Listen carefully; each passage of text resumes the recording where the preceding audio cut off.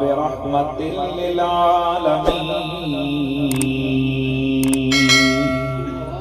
والصلاة والسلام على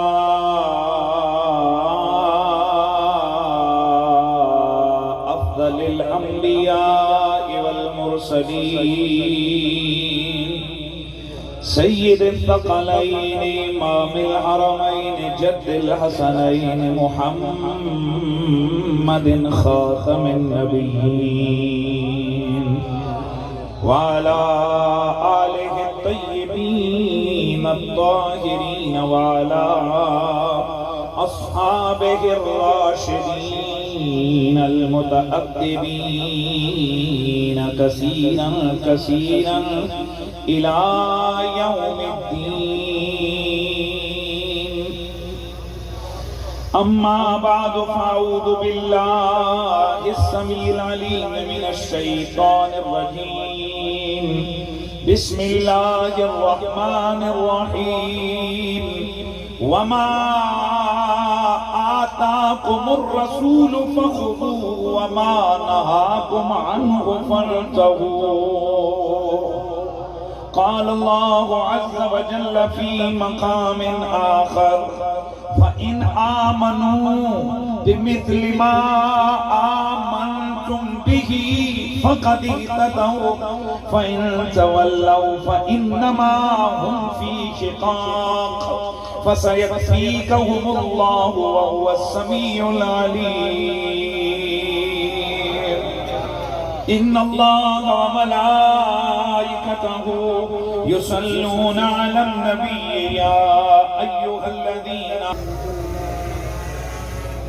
بلند آواز سے الصلاة والسلام عليك يا سيدي يا رسول الله.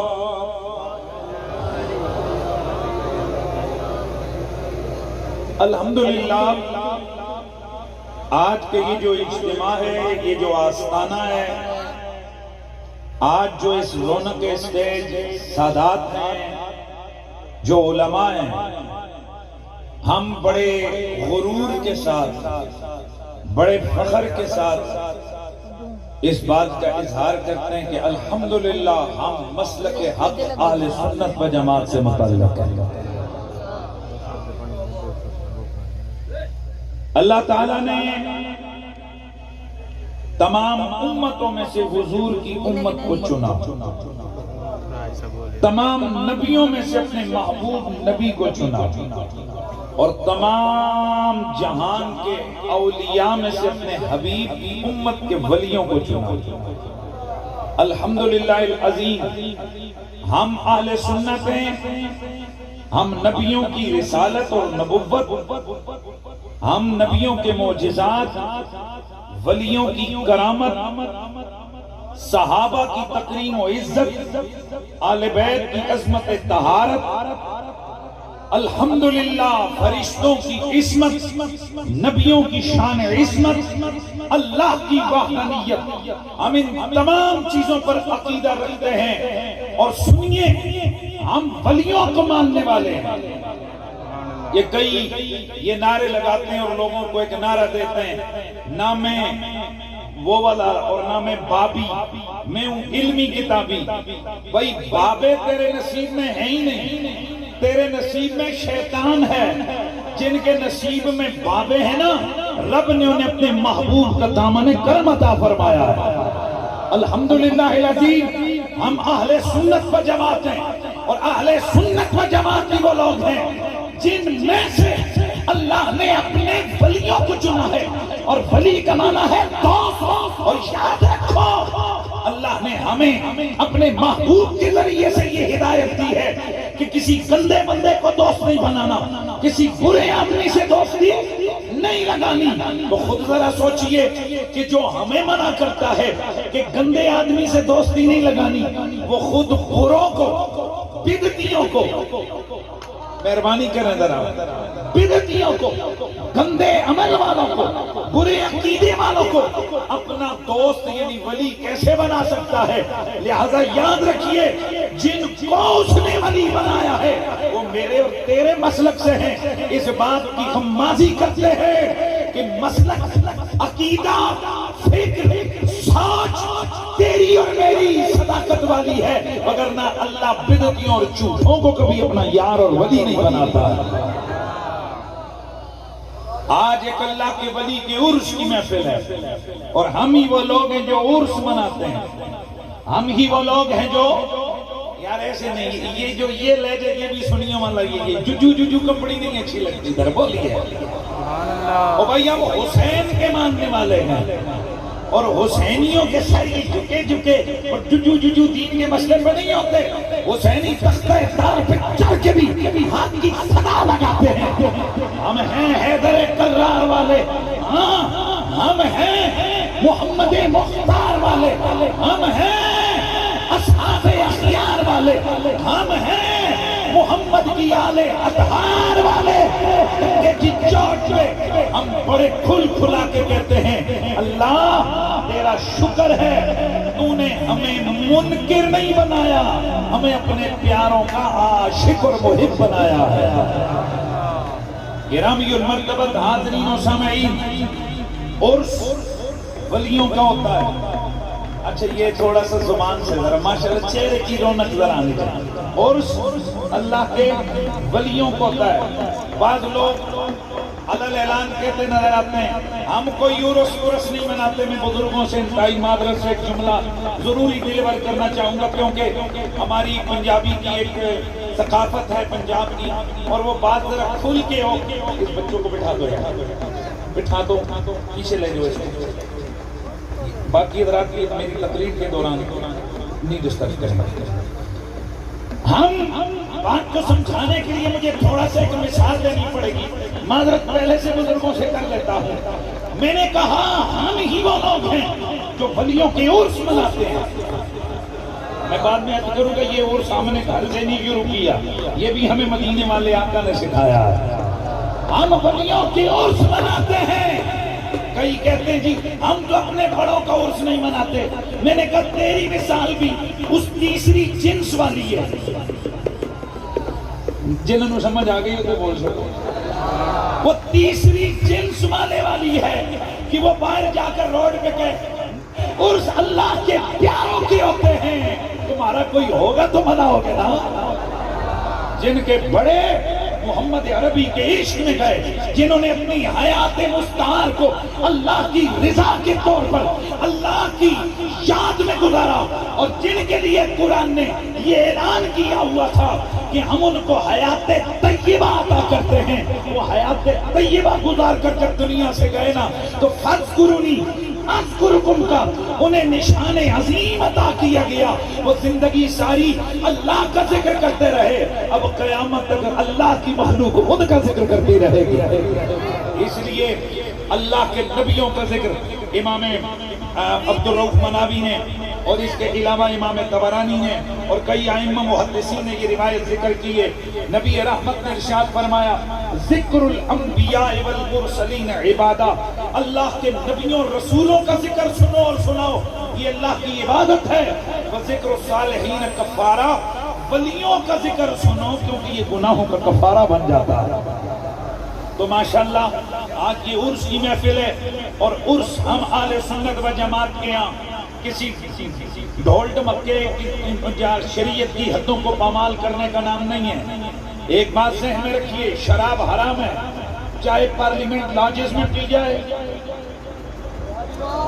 جاگو ماشاءاللہ، چاہے کسی ٹی وی اسٹیشن کے قریب پی جائے، چاہے کسی 5 اسٹار ہوٹل میں پی جائے، چاہے کسی MNA کے گھر پہ پی جائے، کسی وزیر مشیر کی محفل میں پی جائے، یا وہ شراب کسی دکان پہ پی جائے، یا کسی سمندر کے کنارے پی جائے، یا اللہ کے ولی کے آستانے کے آس پاس پی جائے، چرس حرام ہے، منشیات حرام ہے، چاہے وہ کہیں بھی پی جائے، لیکن سنو ہر جگہ حرام ہے، لیکن مسجد میں آ کر حرام کرو گے وہ زیادہ قابل گرفت ہے۔ اسی طرح ہم اہل سنت و جماعت اللہ کے قرآن اور نبی کے فرمان کو سامنے رکھتے ہوئے یہ نظریہ رکھتے ہیں کہ جس بستی میں اللہ کے ولی آ جاتے ہیں وہ بستی متبرک ہو جاتی ہے، جس شہر میں اللہ والے ہوتے ہیں وہ شہر متبرک ہوتا ہے، لہذا منشیات حرام ہے، اللہ کے ولیوں کی بستی میں ڈبل حرام ہے۔ منشیات استعمال کرنے والا کبھی بھی قابل تعریف و تعظیم نہیں ہو سکتا، ولی اللہ کے آستانے کے قریب یہ حرکت کرنے والا ڈبل سزا کا مستوجب ہے، ڈبل سزا کا مستحق ہے۔ اے اہل سنت، ہم چرس شراب والے نہیں، ہم آمنہ کے لال کے عشق کے مزاج والے ہیں، اس لیے اہل اللہ کے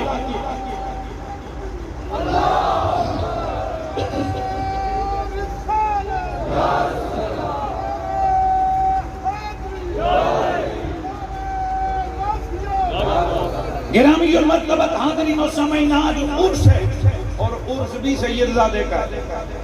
اچھا ماشاءاللہ، میرے اتنا زیادہ وقت نہیں لینا، میں جو بات کروں گا بڑی ذمہ داری سے عرض کروں گا۔ میں نے قرآن کی آیتیں پڑھی ہیں، نبی کی حدیثیں اور اتھینٹک حوالے کے ساتھ جو بھی بات ہوگی انشاءاللہ ادھر ادھر کوئی بات میں نہیں کروں گا، لیکن اس کے لیے مجھے آپ کی توجہ کی درکار ہے۔ ذوق کا لفظ بولتے ہیں، ذوق کا مطلب ہوتا ہے کہ آپ جب کوئی بات سمجھ آئے تو زبان سے اس کا اظہار بھی کر دیجئے، اور وہ اظہار ہم نہیں کہتے کہ آپ ہمارے نعرے لگائیں، آپ واہ واہ کریں، بلکہ ہم کہتے ہیں آپ اللہ کی ثنا کو بیان کریں، سبحان اللہ کی صدا لگائیں۔ اللہ اکبر، اللہ اکبر۔ میں یہ سبحان اللہ، ویسے آگے پورا گھنٹہ میری خطاب ہوگا تو یہ سبحان اللہ مجھے بار بار کہنا پڑے گا، لہذا میں تھوڑا سا عرض کر دوں کہ یہ کیا ہے سبحان اللہ۔ سبحان اللہ میں بندہ کہتے ہیں اللہ تو پاک ہے، ساری تعریفیں تیرے لیے۔ اللہ اکبر۔ حضرت سیدنا یوسف علیہ السلام اللہ کے لاڈلے پیغمبر، جن کا دادا عقیہ مصطفیٰ ہو، جن کا دادا زوج فاطمہ زہرا ہو۔ نعرہ حیدری، حیدر، حیدر۔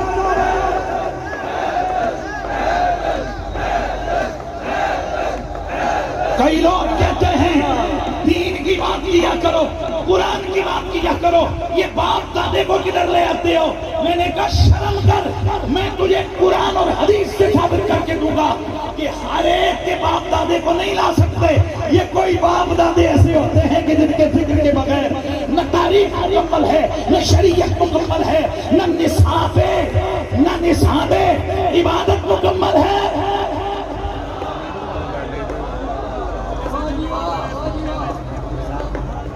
خطیب دے سامنے بندہ بیٹھا ہوئے تے اونج بیٹھا ہوئے جنہیں جناب مست ہوئے تے اس ویلے ہوتے اونٹھاں دا کھودا ہو رہا ہے، انج نہیں نگار توجہ۔ ارے سنو سنو، اور جن کے باپ دادے کے ذکر کے بغیر تیری نمازی مکمل نہیں ہوتی۔ او یہ نئی بات ہو گئی، نئی بات ہو گئی کہ نماز باپ دادے، ہاں یہ جن کے عرس میں ہم آئے ہوئے ہیں یہ وہ لوگ ہیں کہ جب ان پر اور ان کی جد پر تو نماز میں درود نہ پڑھے تیری نماز تیرے منہ پہ ماری جاتی ہے۔ ذرا پڑھو نہ، نہیں پڑھتے واللہم۔ بہت ہی بات کرنے لگا ہوں۔ ایک دن ایک صاحب مجھے کہنے لگے تھے انہاں سجدہ سے بھی اسی پڑھنے ہیں، دنوں سے بھی نماز سے درود پڑھنے ہیں۔ بڑی دلیل دوں گا۔ میں نے کہا بالکل قیامت تک آنے والے ہر سید پہ درود پڑھا جاتا ہے۔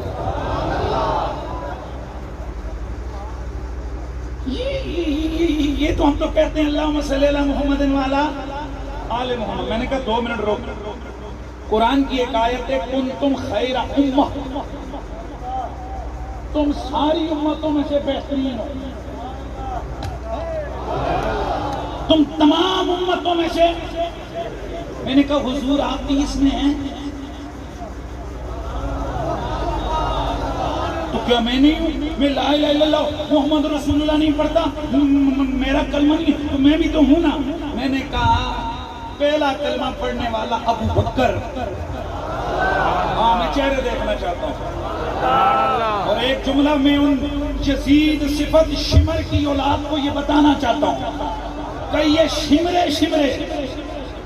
شمر ناری قسم کے لوگ یہ اہل سنت کی محفلوں میں آ کر سادات کے خلاف زبان کھولتے ہیں اور جدھر ان کو کوئی اور نہ ملے کہتے ہیں اے سیدے نکر گئے، اے میرا پتر سیدہ دے آستانے تے ذکر آمنہ دے لال تے یار دا ہو رہے تاجدار خلافت، ہاں ٹنکے کی چوٹ پہ نعرہ لگاؤ شان ابو بکر صدیق۔ اس وقت لائیو بھی دنیا پوری میں دیکھا جا رہا ہے اور یہ کیمرے کی یہ جھوٹ رہی، آج کل تو جناب چہرے بھی یہاں ہو جاتے ہیں۔ مولانا صاحب وہ پرانا زمانہ ہوتا تھا کہ جب آپ روش ہو کے کر کے نا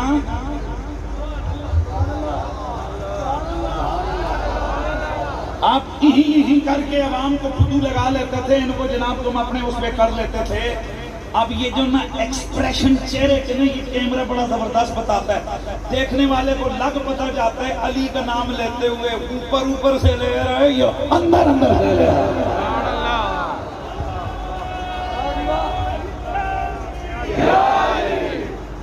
پھر ایک گال میں بولنے لگا وہاں اس سے ذرا مل کے کہنا ہے، میں شعر پڑھنے لگا ہوں، سیالکوٹ میں پڑھنے کا مزہ آئے گا، ہاں سیالکوٹ میں پڑھنے کا مزہ آئے گا، ذرا نعرہ حیدری گج بج کے لگاؤ۔ تو مجھے پھر یہ کہنا ہے نا کہ علی ورگا زمانے دے،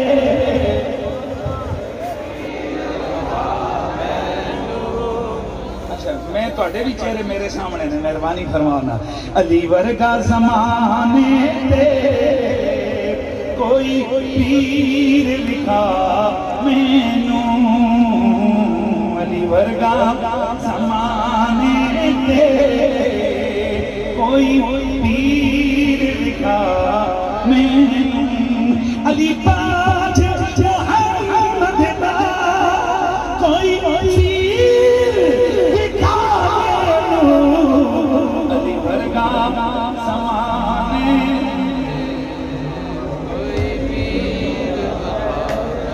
کنتم خیر امت مخرجت للناس تأمرون بالمعروف وتنہون عن المنکر، یہ قرآن کی آیت ہے جو سرکار کی امت کی عظمت کو بیان کر رہی ہے۔ میرا رب فرماتا ہے او میرے یار کا کلمہ پڑھنے والو، تم بہترین امت ہو، سب امتوں میں سے بہترین ہو۔ جناب والا اس میں حضرت ابو بکر سے لے کے قیامت تک آنے والا میرے نبی کا ہر امتی داخل ہے۔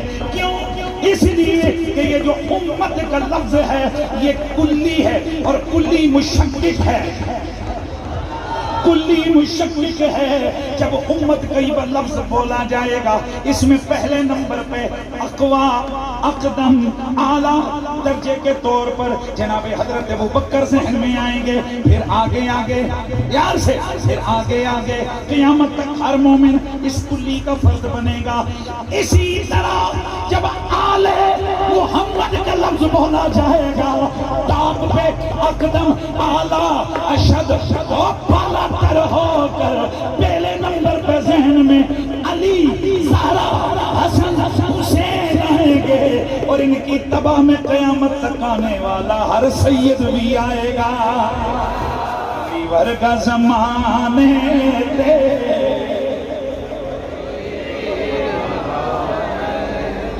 علی پاچ محمد دا، علی پاچ محمد دا کوئی پیر بکھا مینوں، علی ورگا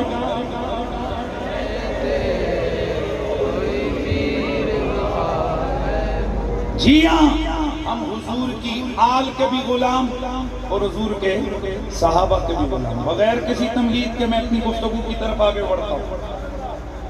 قرآن مجید قرآن رشید کی 2 مقامات سے میں نے آیتیں تلاوت کی۔ پہلے نمبر پہ میرا رب فرماتا ہے، آیت میں نے پڑھی وَمَا آتَاكُمُ الرَّسُولُ فَخُذُوهُ وَمَا نَهَاكُمْ عَنْهُ فَانْتَهُوا، میرا نبی جو کچھ تمہیں دے لے لو اور جس سے روکے بھائی مہربانی عرس کی محفل میں، اور عرس کہتے کس کو ہیں؟ ہم اہل سنت و جماعت کے عرف میں میرا جملہ ذہن میں رکھیے، مجلس اعضاء کسے کہتے ہیں؟ اس کی ڈیفینیشن بیان کرنے کا حق شیعوں کو ہے، وہ کرتے ہیں۔ وہ ماتم کس کو کہتے ہیں؟ وہ مجلس اعضاء کس کو کہتے ہیں؟ یہ حق بولو نا یار، شیعوں کو ہے، یہ ان کا ایونٹ ہے، یہ ان کا سٹائل ہے، یہ ان کا سسٹم ہے۔ میلاد کسے کہتے ہیں؟ یہ حق بھائی مہربانی فرمائیں، یہ حق ہم اہل سنت کا ہے کہ ہم بتائیں میلاد کیا ہوتا ہے، کیونکہ یہ ہمارا ایونٹ ہے۔ اسی طرح عرس کیا ہوتا ہے، یہ کسی کھیڑے بکھیڑے کو بیان کرنے کی کوئی ضرورت اور کسی مرزے ملے کو بیان کرنے کی کوئی ضرورت نہیں ہے۔ عرس کیا ہوتا ہے، یہ حق اہل سنت کو ہے کہ وہ ڈیفینیشن بیان کریں کہ ہم عرس کسے کہتے ہیں۔ تو سنیے عرس کیا ہوتا ہے، ہم اہل سنت کی عرس کے مطابق عرس عرس محفل کو، عرس ذکر کی محفل کو، عرس فکر کی محفل کو کہتے ہیں، جس میں اللہ کی توحید، نبیوں کی رسالت، ولیوں کی ولایت، صحابہ کی عظمت، آل کی طہارت، اللہ کے قرآن کی بات، نماز کی بات، روزہ کی بات، زکوٰۃ کی بات، یعنی اختصار سے عرض کروں تو اعتقادات و اعمال کی بات، اس نے عقیدت ہو، اس نے عمل کی بات ہو، درود ہو، سلام ہو، دعا ہو، کلام ہو، اور اس کلام میں بھی صرف آمنہ کے لال اور ان کی نسبتوں کا نام ہو، یہ جو کچھ بھی ثواب کو یسر آتا ہے وہ صاحب عرس کی روح کو بطور تحفہ گفٹ کر دیا جائے۔